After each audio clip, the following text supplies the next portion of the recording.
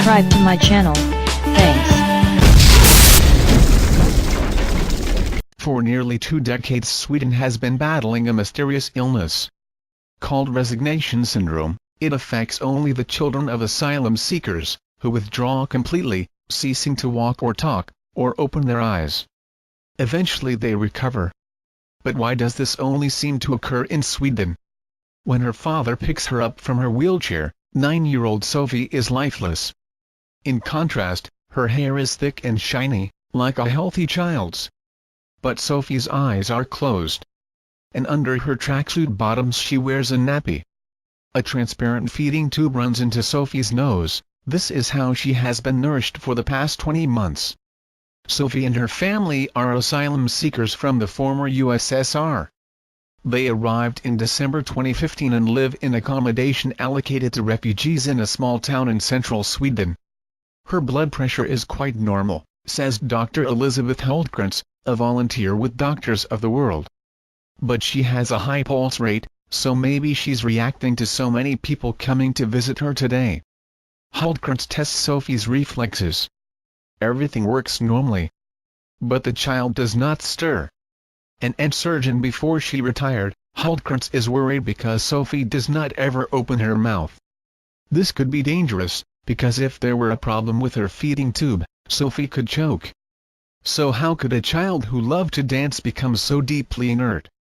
When I explain to the parents what has happened, I tell them the world has been so terrible that Sophie has gone into herself and disconnected the conscious part of her brain, says Hultkrantz.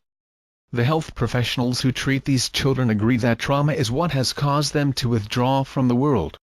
The children who are most vulnerable are those who have witnessed extreme violence, often against their parents, or whose families have fled a deeply insecure environment.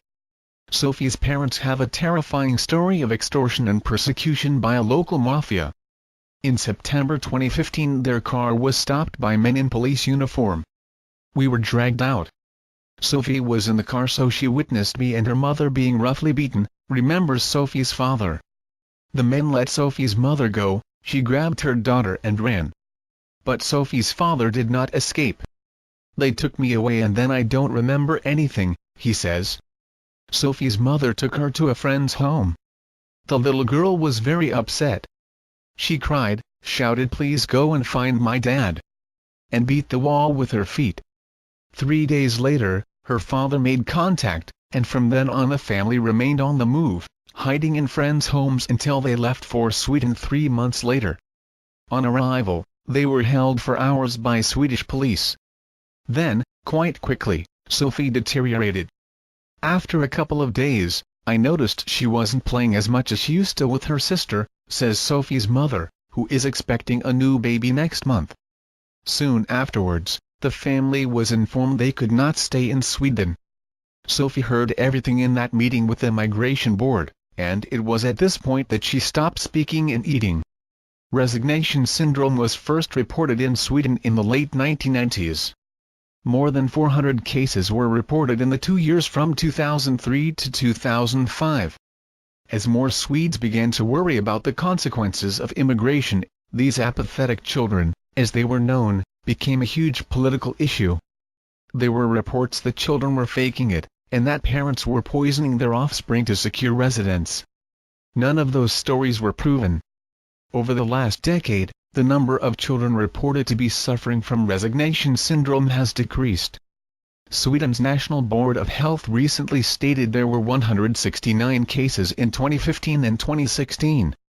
It remains the case that children from particular geographical and ethnic groups are the most vulnerable, those from the former USSR, the Balkans, Roma children, and most recently the Yazidi. Only a tiny number have been unaccompanied migrants, none have been African, and very few have been Asian. Unlike Sophie, the children affected have often been living in Sweden for years, speak the language and are well adjusted to their new, Nordic lives. Numerous conditions resembling resignation syndrome have been reported before, among Nazi concentration camp inmates, for example. In the UK, a similar condition, pervasive refusal syndrome, was identified in children in the early 1990s, but there have been only a tiny handful of cases, and none of them among asylum seekers. To our knowledge, no cases have been established outside of Sweden, writes Dr. Carl Salin, a pediatrician at the Astrid Lindgren Children's Hospital, part of Karolinska University Hospital in Stockholm.